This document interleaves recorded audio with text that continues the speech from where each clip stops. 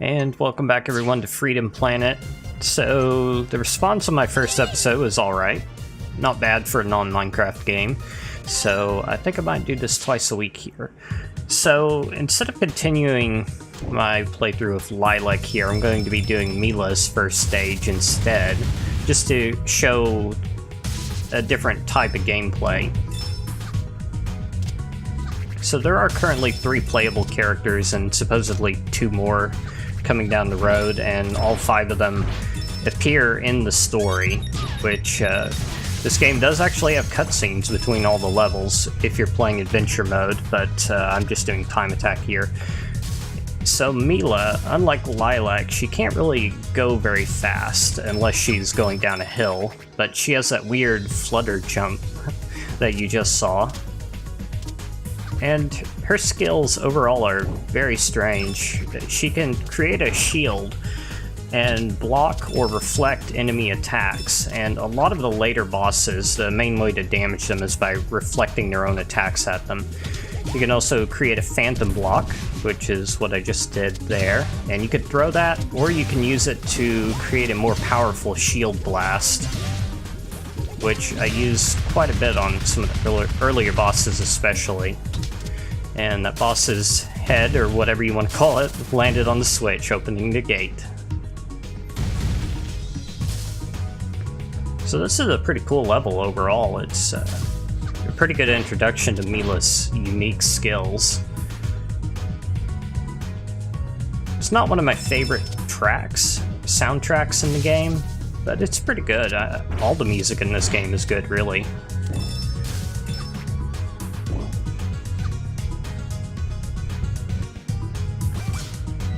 And press the wrong button, of course.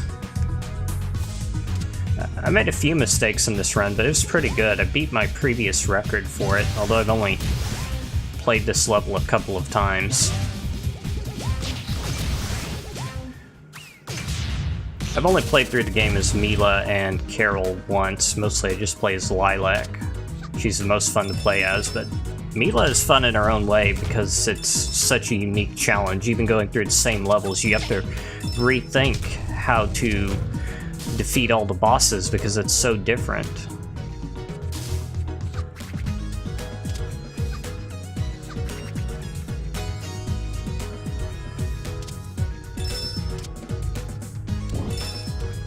Alright, and I've already run out of things to say. Imagine that. Okay, well, we're a little over halfway done. For whatever reason, Milla can climb ladders faster than anyone else. I don't know why that is. It seems weird because she's a dog. But I guess it's also weird that she can conjure up weird green blocks out of thin air and do the Yoshi-style flutter jump.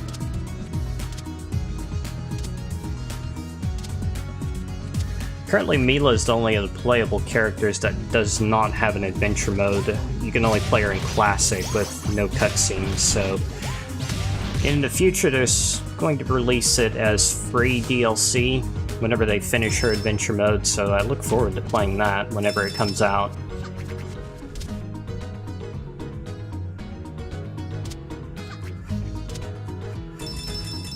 Okay, I think we're we're pretty close to the boss, I think.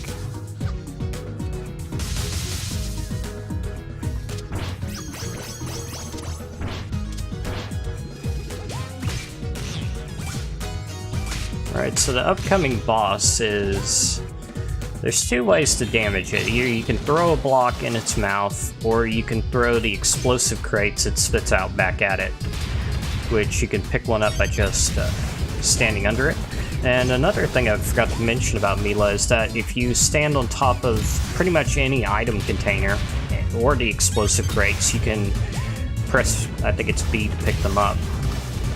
Then you could throw them, which I think does damage to enemies. It definitely does with the explosive crates, and it's kind of interesting how you could like pick up a health container and carry it with you.